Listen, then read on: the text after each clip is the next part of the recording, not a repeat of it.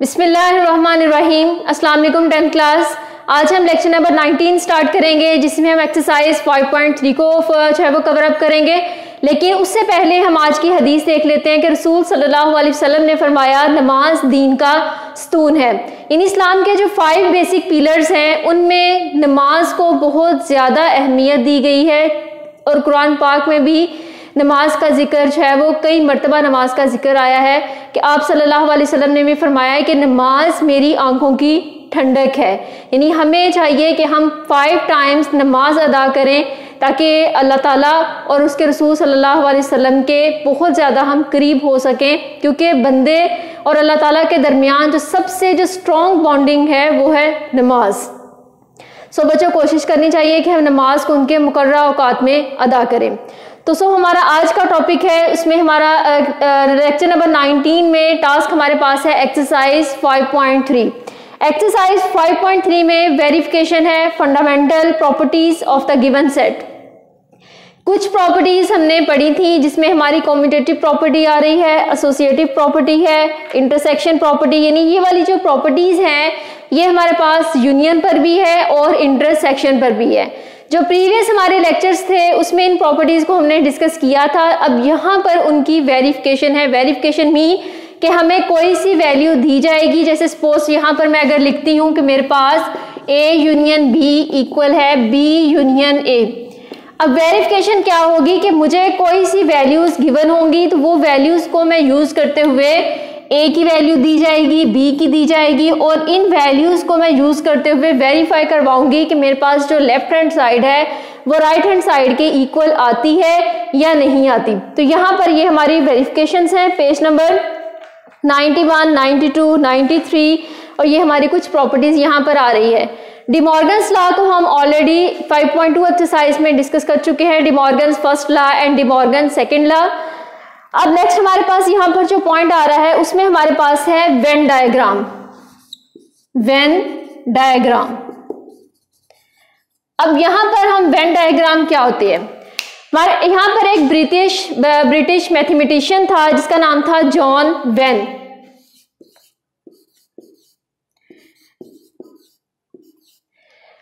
John when ने हमें Venn diagram का कॉन्सेप्ट दिया, क्योंकि ये इसी के नेम पर बाद में इस डायग्राम का नेम रख दिया गया जॉन वेन डायग्राम। अब यहाँ पर जो हमारे पास वेन डायग्राम होती है एक्चुअल में हम इसे पिक्टोरियल रिप्रेजेंटेशन भी कहते हैं। पिक्टोरियल रिप्रेजेंटेशन यानी हमारे पास क्या होती है, ये एक तस्वीरी फॉर्मेशन होती है कि हम अपनी वैल्यूज को यूज करते हुए उसको एक तस्वीरी फॉर्मेशन में चेंज करते हैं। ब्रिटिश मैथमेटिशियन जॉन वेन 1834 से 1923 introduced rectangle for a universal set. अब हम इसमें क्या करते हैं कि हम एक रेक्टेंगल फॉर्म करवाते हैं, इंट्रोड्यूस अ रेक्टेंगल, और इसमें हमारे पास कोई से 2 सबसेट होते हैं A और B, जो इस यूनिवर्सल सेट U के अंदर लाई करते हैं। यानी जो A और B सेट है वो हमारे पास इस U सेट के, इस रेक्टेंगल के इस U सेट के अंदर लाई करेंगे। British mathematician John when 1834-1923 introduced rectangle for a universal set U and it's subset A and B in a closed figure. तो हमारे पास जो U है और A और B इस U के हमारे पास क्या होंगे, सबसेट होंगे। और इसी तरह से हम इस वेन डायग्राम के अकॉर्डिंग यहाँ पर एक्सरसाइज 5.3 में क्वेश्चंस भी सॉल्व करेंगे। अब यहाँ पर सबसे पहले एक्सरसाइज 5.3 में हमारे पास क्वेश्चन नंबर 1 आ रहा है। क्वेश्चन नंबर 1 में if U equals to, if U equals to, U की value 1, 2, 3, 4 and so on 10. If U equal to this, A equals to 1, 3, 5, 7, 9 and B equal 1, 4, 7 and 10। ये हमें उसने वैल्यूज गिवन की है। अब यहां पर मैं इसका पार्ट नंबर 6 सॉल्व करने लगी हूँ। पार्ट नंबर 6 में हमने सॉल्व क्या करना है, पार्ट नंबर 6 में फाइंड करना है b minus A complement equal है b कॉम्प्लीमेंट यूनियन a। ये चीज हमने फाइंड करनी है, यानी अब पहले हम प्रॉपर्टीज को पढ़ते थे, अब हम उनको वेरीफाई करवाएंगे इन वैल्यूज को यूज करते हुए। b difference a complement b complement union a complement, ये वैल्यू हमने फाइंड करनी है। सबसे पहले तो हमें पता है कि हमें क्या सॉल्व करना होता है, ब्रैकेट। सबसे पहले हम ब्रैकेट सॉल्व करेंगे। ब्रैकेट में हमारे पास क्या आ रहा है, b डिफरेंस a। हम b की जगह b की वैल्यू पुट करवाएंगे। b की वैल्यू हमारे पास है 1, 4, 7 एंड 10। डिफरेंस a की वैल्यू हमारे पास है 1, 3, 5, 7 and 9। b difference a mean ऐसी वैल्यू जो b में कंटेन करें बट a में कंटेन ना करें, ऐसी वैल्यू जो b में हो लेकिन a में ना हो। अब 1 हमारे पास b में भी है और a में भी है, हम नहीं राइट करेंगे। 4 हमारे पास b में है लेकिन a में नहीं है, हम राइट कर लेंगे। 7 हमारे पास b में है, a में भी है, हम नहीं राइट करेंगे। 10 हमारे पास b में है बट a में नहीं है, इसलिए हम 10 भी राइट कर लेंगे। ये हमारे पास फाइंड हो गया b डिफरेंस a। अब इस b डिफरेंस a के ऊपर कॉम्प्लीमेंट भी है। कॉम्प्लीमेंट कैसे सॉल्व करते हैं, u के साथ हम हमेशा उस वैल्यू का डिफरेंस लेते हैं। u difference b difference a, u की वैल्यू हम फाइंड कर चुके हैं, हमारे पास सॉरी u की वैल्यू गिवन है, वो हमारे पास है 1, 2, 3 से लेकर 10 तक। डिफरेंस b डिफरेंस a जो हमने फाइंड की है वो वैल्यू हमारे पास है ये वाली, और वो हम लिखेंगे 4 and 10। u difference b difference a, यानी अब हम इसे राइट कर सकते हैं इस तरह से, b difference a complement equal. अब ये आपके पास क्या होगा, ऐसी वैल्यूज जो u में लाई करें, u में कंटेन करें बट a में b डिफरेंस a में ना हो, तो ये हमारे पास कॉम्प्लीमेंट हो जाएगा b डिफरेंस a का। वो वैल्यू हमारे पास कौन सी आ जाएंगी, 1, 2, 3, 4 हम नहीं राइट करेंगे, 5, 6, 7, 8 एंड 9, और हम 10 राइट नहीं करेंगे, बाकी सारी वैल्यूज हमारे पास आ जाएंगी, और ये वैल्यू हमारे पास फाइंड हो गई b डिफरेंस a कॉम्प्लीमेंट। अब नेक्स्ट उसने क्या कहा कि अब हमने फाइंड करना है b कॉम्प्लीमेंट। ये वैल्यू हमारे पास फाइंड हुई, इसे हम लिख लेते हैं यहाँ पर ताकि हम बाद में वेरिफिकेशन कर सकें कि हमारी left hand side right hand side के इक्वल आई है, और वो वैल्यू हमारे पास है 1, 2, 3, 5, 6, 7, 8 एंड 9। अब हम वैल्यू फाइंड करेंगे, ये हमारी थी left hand side. Left hand side को हमने सॉल्व कर लिया। अब हम यूज करेंगे right hand side. Right hand side को जब हम सॉल्व करेंगे तो राइट हैंड साइड में सबसे पहले हमारे पास आ रहा है b complement union a complement. It means कि जब हमारे पास सेपरेटली वैल्यूज पे कॉम्प्लीमेंट होता है तो सबसे पहले हम उसे सॉल्व करते हैं। अब सबसे पहले हम b कॉम्प्लीमेंट सॉल्व करेंगे। b complement equal u difference b, इसी के इक्वल होता है। अब यहां पर हम लिख लेंगे u की वैल्यू। u हमारे पास किसके इक्वल है, 1, 2, 3, 4 एंड 10 तक हमारे पास values. u difference b, b की वैल्यू हमारे पास कौन सी है, b की वैल्यू है 1, 4, 7 एंड 10। अब b कॉम्प्लीमेंट हमारे पास क्या होगा, b कॉम्प्लीमेंट इक्वल होगा ऐसे एलिमेंट्स जो u में कंटेन करें बट b में कंटेन ना करें। तो हमारे पास एलिमेंट्स कौन से आ जाएंगे, 1, 2, 3, 5, 6, 8, 9 एंड 10। b कॉम्प्लीमेंट हमने सॉल्व कर लिया। अब करना क्या है, b कॉम्प्लीमेंट यूनियन a हमने लेना है। लिखेंगे b complement union a equal b complement union a। b complement आपने जो फाइंड किया है वो वैल्यू आ जाएगी 1, 2, 3, 5, 6, 8, 9 एंड 10। यूनियन a की वैल्यू आपने क्या फाइंड की थी, आपके पास और गिवन वैल्यू है वो है 1, 3, 5, 7 एंड 9। जब हम यूनियन की बात करते हैं तो यूनियन में हमारे पास कौन सी वैल्यूज आ जाती हैं? B complement union A. Sorry, इसमें 10 नहीं आएगा क्योंकि 10 हमारे पास यू में भी है और इस वैल्यू में भी है जी। अब हम क्या करेंगे कि B complement union A equal, union में हम सारी वैल्यूज को कंबाइन करके राइट कर देते हैं, बट जो वैल्यू 2 टाइम हमारे पास आती है उस वैल्यू को हम जस्ट 1 टाइम राइट करते हैं। तो हमारे पास क्या आ जाएगा? 1, 2, 3, 5, 6, 7, 8 एंड 9। अब ये साइड हमारे पास कौन सी थी? Right hand side. जब हमने राइट हैंड साइड को सॉल्व किया तो हमारे पास ये वैल्यू आई, और जब हमने लेफ्ट हैंड साइड को सॉल्व किया तो ये वैल्यू आई। अब देखें ये दोनों वैल्यूज हमारे पास सेम है, इसलिए हम कह सकते हैं hence left hand side equal है राइट हैंड साइड। यानी आपके पास लेफ्ट हैंड साइड का आंसर इक्वल आ गया राइट हैंड साइड के। तो हम फिर ये भी यहाँ पर राइट कर सकते हैं कि हमारे पास जो वैल्यू है B minus A complement equal है बी कॉम्प्लीमेंट यूनियन ए के। ये आपका फाइनल आंसर होगा। इसी तरह से इससे रिमेनिंग जो आपके पार्ट्स हैं सेम एज इट इज है। यूनियन इंटरसेक्शन का कॉन्सेप्ट बहुत अच्छे से आप ले चुके हैं, तो इससे रिमेनिंग पार्ट्स आपने खुद सॉल्व करने हैं। अब नेक्स्ट हम देख लेते हैं question number 2।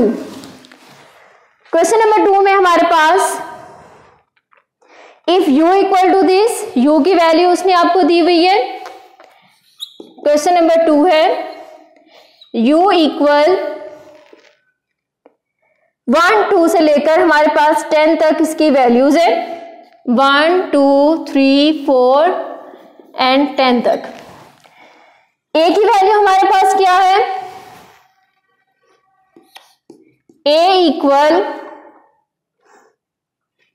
1, 3, 5, 7, 9 and b equal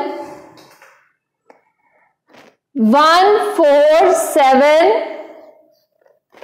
10 and c equal 1, 5, 8 and 10।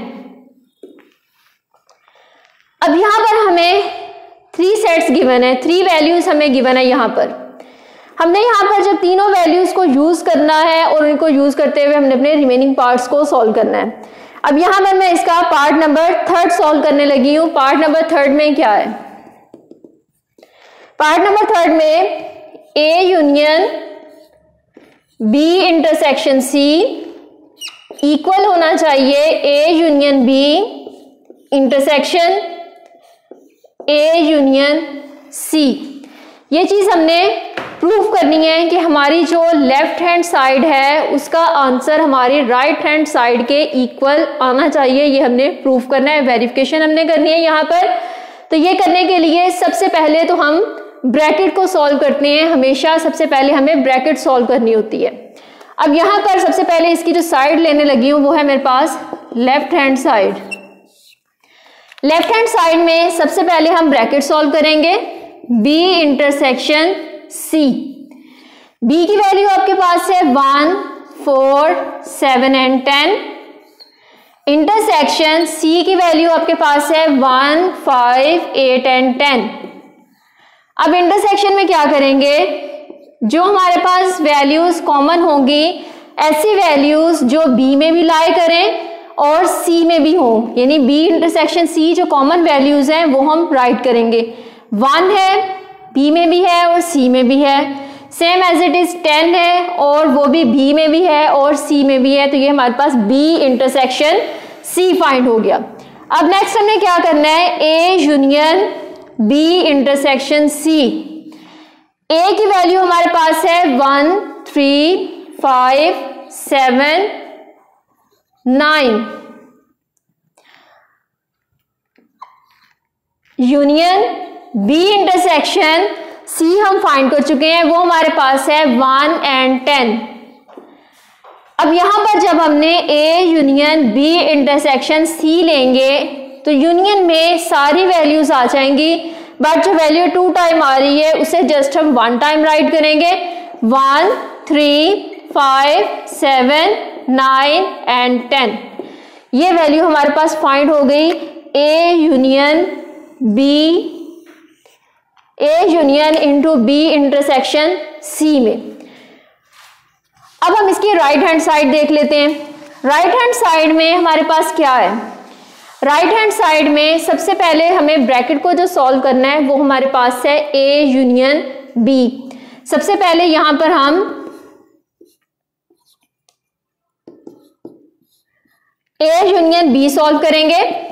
A union B equal ए की वैल्यू 1, 3, 5, 7, 9 यूनियन बी की वैल्यू 1, 4, 7 and 10। अब हम ए यूनियन बी फाइंड करेंगे। ए यूनियन बी हमारे पास है 1, 3, 4, 5, 7, 9 and 10, क्योंकि यूनियन में हमारे पास जितनी वैल्यूज हैं वो सारी वैल्यूज यहां पर हम राइट कर देंगे। अब इसी तरह से अब हम ए यूनियन सी फाइंड करेंगे, तो ये वैल्यूज हम राइट कर लेते हैं साइड पर, ताकि जब हम अपना आंसर फाइंड करें तो हम वेरिफिकेशन कर सकें कि क्या ये वैल्यू हमारे पास left hand side right hand side के इक्वल है। ये वैल्यू हमने फाइंड की है 1, 3, 5, 7, 9 and 10।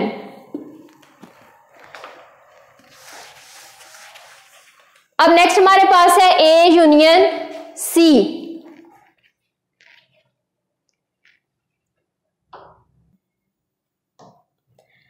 जी यहां पर हमने वैल्यू राइट कर ली ताकि हमें बाद में क्वेश्चन राइट करते हुए हम इसकी वेरिफिकेशन कर सकें कि ये वैल्यू हमारी left hand side right hand side के इक्वल है। अब हम यहां पर इसकी सेकंड वैल्यू फाइंड करेंगे, वो हमारे पास है ए यूनियन सी। ए की वैल्यू हमारे पास है 1, 3, 5, 7 and 9 यूनियन सी की वैल्यू 1, 5, 8 and 10। जब हम यूनियन लेंगे ए यूनियन सी तो हम क्या करेंगे कि हमारे पास सारी वैल्यूज हम कॉमन जो है वो सारी वैल्यूज हम कंबाइन करके राइट कर देंगे। 1, 3, 5, 7, 8, 9 and 10। अब हमने इन वैल्यूज का लेना क्या है? इन वैल्यूज का अब हमने इंटरसेक्शन लेना है। हमारे पास वैल्यू है A union B intersection A union C equal A union B हम फाइंड कर चुके हैं, ए यूनियन सी वो भी हम फाइंड कर चुके हैं। हम ये वैल्यूज यहां पर पुट करवाएंगे 1, 3, 4, 5, 7, 9 and 10। Intersection A union C हमारे पास था 1, 3, 5, 7, 8, 9 and 10। अब इंटरसेक्शन में क्या होगा कि हमारी जो कॉमन वैल्यूज होगी वो हम राइट करेंगे। कॉमन वैल्यूज हमारे पास क्या आ जाएंगी? 1 इसमें भी है और इसमें भी है, हम राइट करेंगे। 3 इसमें भी है और इसमें भी है, वो भी हम राइट कर देंगे। 4 हमारे पास इसमें है लेकिन इसमें नहीं है, नहीं राइट करेंगे। 5 हमारे पास राइट करेंगे क्योंकि इसमें भी है। 7 राइट करेंगे। 9 राइट करेंगे और 10। अब देखें कि जो हमने पहले वैल्यू फाइंड की थी जो हमारी लेफ्ट हैंड साइड थी 1, 3, 5, 7, 9, 10, 1, 3, 5, 7, 9, 10, तो हमारी जो लेफ्ट हैंड साइड है उसका आंसर हमारी राइट हैंड साइड के इक्वल आया। तो लास्ट पर फिर हम लिख देंगे hence left hand side equal है राइट हैंड साइड, क्योंकि इस एक्सरसाइज में वो वेरिफिकेशन करने के लिए कह रहा है जो कि हमारी कंप्लीट हो गई। अब इससे रिमेनिंग जो पार्ट्स हैं वो आपने खुद करने हैं क्वेश्चन नंबर 2 के। क्वेश्चन नंबर 3 में वो कहता है कि प्रूव करना है आपने डी मॉर्गन्स लॉ।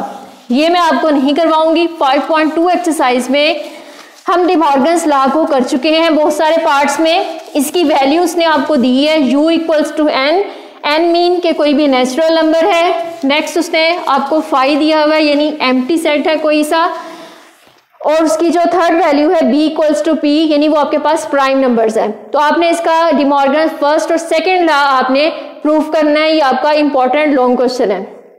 अब नेक्स्ट हमारे पास है क्वेश्चन नंबर 4। क्वेश्चन नंबर 4 में उसने कुछ वैल्यूज दी हुई हैं u a b, देन उसने कहा show that the following questions bye Venn diagram. अब सबसे पहले वैल्यू देख लेते हैं। u इक्वल हमें दिया हुआ है 1 2 3 4 से 10 तक, एंड a इक्वल a की वैल्यू 1 3 5 7 9 1 3 5 7 9, एंड b इक्वल 2 3 4 5 8। अब मैं यहां पर इसका पार्ट नंबर 1 सॉल्व करवाने लगी हूं, रिमेनिंग पार्ट्स आप खुद करेंगे। a difference b equal a intersection b complement. इस क्वेश्चन में आपने इसको वेन डायग्राम से शो करवाना है। इन क्वेश्चंस को आपने सॉल्व करना है और वेन डायग्राम से इनको शो करवाना है।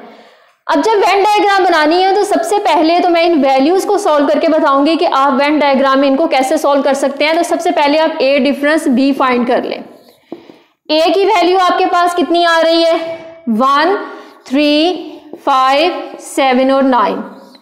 डिफरेंस b की वैल्यू आपके पास कितनी है 2 3 4 5 एंड 8। अब इसमें क्या होगा a डिफरेंस b इक्वल ऐसी वैल्यूज जो a में हो लेकिन b में ना हो, वो कौन सी आ जाएंगी 1, और उसके बाद सेकंड वैल्यू कौन सी आ जाएगी 7 एंड 9। 3 है नहीं राइट किया है, 5 है नहीं राइट किया, 7 है नहीं था राइट कर लिया, 9 नहीं था राइट कर लिया। अब जब हमने वेन डायग्राम बनानी है तो हमने करना क्या है कि सबसे पहले हम एक रेक्टेंगल बनाएंगे, क्योंकि ये हमारे पास रेक्टेंगुलर रिप्रेजेंटेशन होती है। फिर हम क्या करेंगे कि उसके अंदर u हमारे पास ये सेट है यूनिवर्सल, और ये हमारे पास एक सेट है जिसे हमने कह दिया a, और ये हमारे पास दूसरा सेट है जिसे हमने कह दिया b, और ये इसके सब सेट हैं u के। आप सबके लिए सेम डायग्राम रखें, डिफरेंट करने की जरूरत नहीं है, सारे एक ही तरह से हो जाएंगे। सबसे पहले तो हम ये देख लेते हैं, क्योंकि ये वाला जो क्वेश्चन है ये इनका कॉमन पार्ट है। सबसे पहले हम देख लेते हैं कि a और b में कौन से एलिमेंट्स कॉमन है। ऐसे एलिमेंट्स जो a में भी हों और b में भी हों। a में हमारे पास 3 है, b में भी है, राइट कर लें। a में हमारे पास 5 है, b में भी है, राइट कर लें। 7 है नहीं है, 8 है नहीं है, वो हमने राइट कर लिया। 3 और 5 तो a में कॉमन आ गए। 3 और 5 के अलावा a में कौन से एलिमेंट्स हैं जो रह गए हैं, वो हमारे पास है 1 7 और 9, वो अब यहां राइट कर दें 1 7 एंड 9। अब b में कौन से एलिमेंट्स हैं कॉमन हमने लिख लिए, बाकी एलिमेंट्स जो रह गए हैं वो हमारे पास है 2 4 एंड 8। ये एलिमेंट्स अब हमने राइट कर लिए। अब हम देखेंगे कि क्योंकि ये जो एलिमेंट्स है, ये जो सेट है a और b, ये सब सेट है u का, तो u के अंदर ही लाई करता है। तो 1 2 3 4 5 7 8 9 ये सारे एलिमेंट्स तो आ गए हैं। अब u के अंदर कौन से एलिमेंट्स रह गए हैं जो अभी तक नहीं आए, वो कौन से रह गए हैं, वो हमारे पास रह गया है 6, क्योंकि 1 2 3 और 4 भी यूज हो चुका है, 5 6 नहीं था राइट कर लिया, 7 8 9 और 10 नहीं था, क्योंकि ये वाले जो सारे एलिमेंट्स हैं ये ऑलरेडी u के अंदर ही लाई करते हैं, क्योंकि u के सबसेट है। अब इनको शेड कैसे करते हैं, हमने फाइंड करना है a डिफरेंस b, ऐसे एलिमेंट्स जो a में हो लेकिन b में ना हो। अब हमने जब फाइंड किया तो आप देखें कि ये वाले एलिमेंट आपके इस सबसेट में कहाँ पड़े हुए हैं, 1 7 9 यहां पड़े हुए हैं। जहां पर आपको 1 7 9 नजर आ रहा है उस पार्ट को आप शेड कर दें ऐसे। जहां पर वो आपके एलिमेंट्स पड़े होंगे। ये आपको करना इसके लिए ऐसे बहुत इजी होगा। और साथ आप यहां पर मेंशन कर लें कि ए डिफरेंस बी को आपने इस तरह से शो करवाया है। क्लियर है स्टूडेंट्स? ये हमारी थी लेफ्ट हैंड साइड। अब हम राइट हैंड साइड को सॉल्व करेंगे।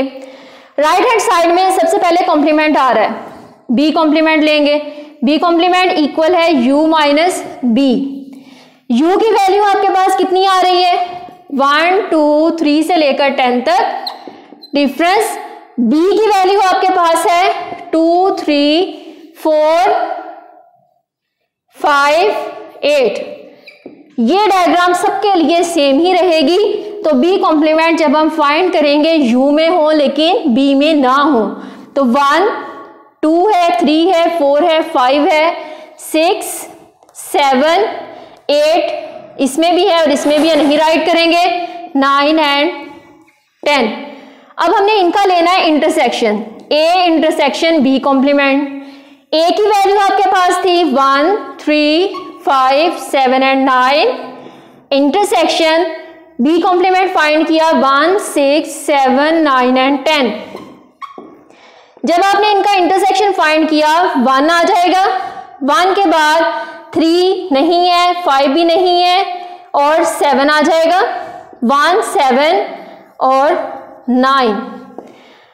अब हमने यहां पर ये हमारे पास था a इंटरसेक्शन b कॉम्प्लीमेंट। अब जब हमने a intersection b complement find करना है, ये वैल्यू हमारे पास b कॉम्प्लीमेंट फाइंड किया और ये हमारे पास a intersection b complement find होगा। अब इसके लिए हमने दोबारा डायग्राम बनानी है क्योंकि वो हमारी थी लेफ्ट हैंड साइड। अब ये वाली जो डायग्राम है ये हमारी है राइट हैंड साइड।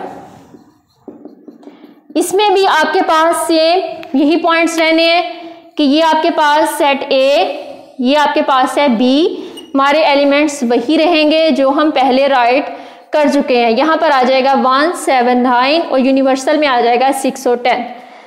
सबसे पहले B कॉम्प्लीमेंट को देखते हैं। अब देखिए 1 6 7 9 10 कहां कहां पर है? 1 6 7 9 10। इट मीन्स कि A को B को छोड़कर बाकी सारा जो पोर्शन है वो हमारा शेड हो जाएगा, क्योंकि हमारे जो एलिमेंट्स हैं वो U में है और A में है, B में लाए नहीं कर रहे। तो B को छोड़कर बाकी सारा जो पार्ट है इसका वो हम शेड कर देंगे और हम राइट कर देंगे यहां पर, क्योंकि 1 6 7 9 10 कहां पर था? 1 6 7 9 10, इसलिए हमने B को छोड़ दिया और यहां पर आप लिख देंगे B कॉम्प्लीमेंट को आपने शो करवाया हॉरिजॉन्टल लाइन से। अब नेक्स्ट हमने फाइंड किया था उनका कॉम्प्लीमेंट। कॉम्प्लीमेंट हमारे पास आया था 1 7 9। अब देख लें कि जो 1 7 9 है ये कहां लाई कर रहा है? A में कर रहा है, B में कर रहा है, U में कर रहा है, A में कर रहा है। तो इसके लिए हम इसको शो करवा लेते हैं इस तरह से, बेंड की हुई थोड़ी सी इस तरह से लाइन, इंक्लाइंड लाइन में। और हम यहां पर राइट कर देंगे कि जो हमने फाइंड किया है A इंटरसेक्शन B कॉम्प्लीमेंट, उसको हमने कैसे शो करवाया? इन लाइन से। तो ये आपके पास था बाय वेन डायग्राम। तो स्टूडेंट्स, बच्चे कहते होते हैं, आप लोग कहते हैं कि ये बहुत टफ है, ये बहुत ही इजी है। अगर आप अपनी वैल्यूज को फाइंड करते हुए, इन वैल्यूज को अगर आप सॉल्व करते हैं, इनको यूज करते हुए, तो आपके पास ये वेन डायग्राम के अकॉर्डिंग क्वेश्चन करना बहुत ही इजी होता है।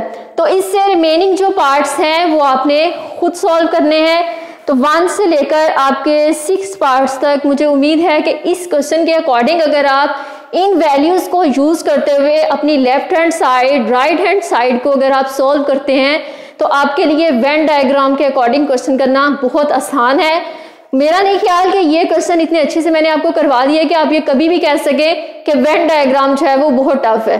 तो बहुत टफ नहीं है, ये बहुत ईजी है। अगर इनको समझकर और वैल्यूज को फाइंड करके हर स्टेप को अगर हम सेपरेट करते हैं, तो ये एक्सरसाइज 5.3 की आपने बहुत अच्छे से प्रैक्टिस भी करनी है।